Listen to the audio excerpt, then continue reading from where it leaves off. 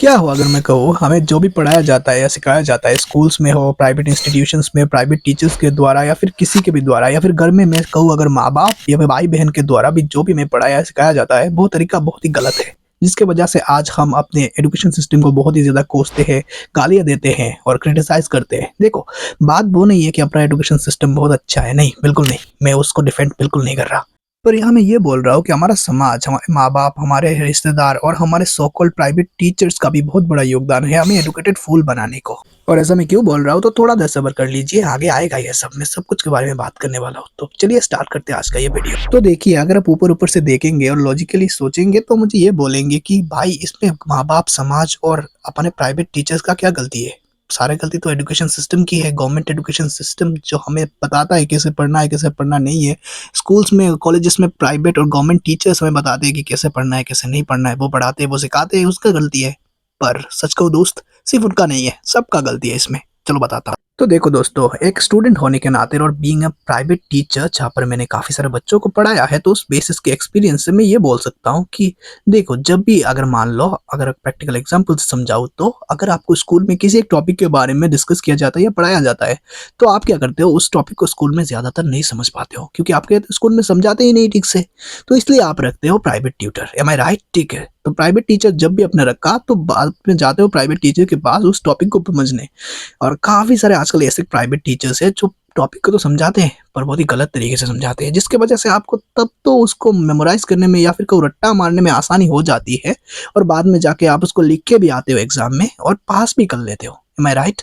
पर क्या वो फ्यूचर में आपको हेल्प करती है? आपको स्किल्स डेवलप करने में लिए या फिर फ्यूचर में जब भी आपको उसका ज़रूरत पड़े कि ये सवाल पूछा जाए कि ये बारे में अपने स्कूल में पढ़ा था, कॉलेज में पढ़ा था, क्या आप उसके बारे में आप कुछ बता सकते हो? तो आप बोलते हो नहीं वो तो मैं भूल गया। हाँ, पढ़ा था ये तो याद है पर क्या पढ़ा था वो मैं भूल गया। क्योंकि वो बस मैं एग्ज़ाम में लिखने के लिए पढ़ रहा था। ये एम आई राइट? यस, सही ना?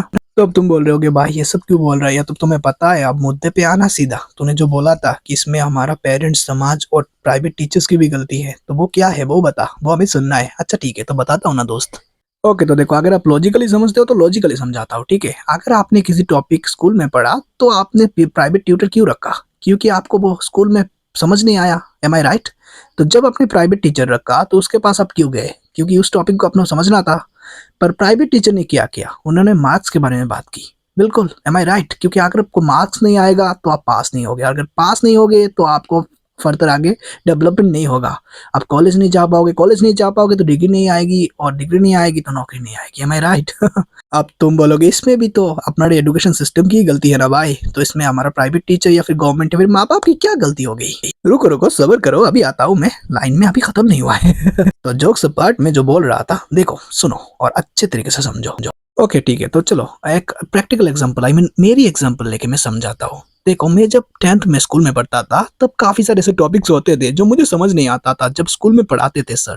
पर उसके बाद में क्या करता था, हाँ मैंने भी एक प्राइवेट टीचर रखा था और उनके पास जाता था, पर उन्होंने मुझे क्या किया, मुझे ऐसा समझाया कि देखो बेटा, आपके एग्ज़ाम में इतने मार्क्स की ज़रूरत है। जब आपको पास हो जाओगे तब आपको कोई टेंशन नहीं है क्योंकि तब आप माध्यमिक यानी कि जिसको हम बोलते हैं 10th को पास कर पाओगे, बोर्ड एग्ज़ाम को, ठीक है?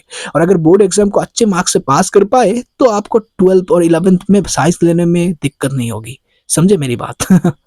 पर ऐसा नहीं है कि मैंने कोशिश नहीं करी, मैंने कई बार सर से पूछा कि सर मुझे ये समझना है, मुझे ये बहुत इंटरेस्टिंग लगता है तो मुझे इसके बारे में और पढ़ना है और जानना है।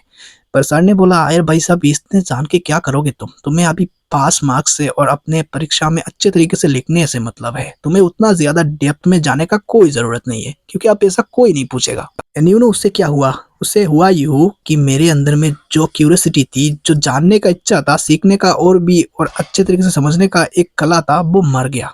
वो कीड़ा पूरी तरीके से मर गया और उसको मारने के पीछे कौन ज़िम्मेदार है प्राइमरीली? क्या मेरे स्कूल? हाँ, मैं बोलूँगा बिल्कुल है। पर उससे भी ज़्यादा ज़िम्मेदार है मेरा वो प्राइवेट टीचर जिसको मैंने रखा था बस इसलिए क्योंकि मुझे स्कूल से तो कुछ मदद नहीं मिलने वाला क्योंकि वो हमारे एजुकेशन सिस्टम का हिस्सा है।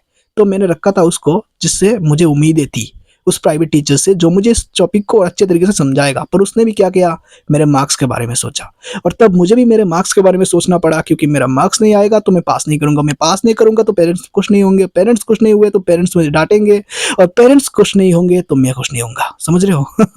ये एक लूप बन जाता है, एक चेन बन जाता है जिसके थ्रू हम गुजरते हैं और तब हमें कुछ समझ में नहीं आता क्योंकि हम बच्चे होते हैं ना। 10th में आकर हम कितने ही बड़े होते हैं तो हम अपने डिसीजन खुद नहीं ले पाते हैं और इसके वजह से हमें लगता है कि सारे दोष, सारे प्रॉब्लम्स एजुकेशन सिस्टम के साथ है। ऐसा नहीं है।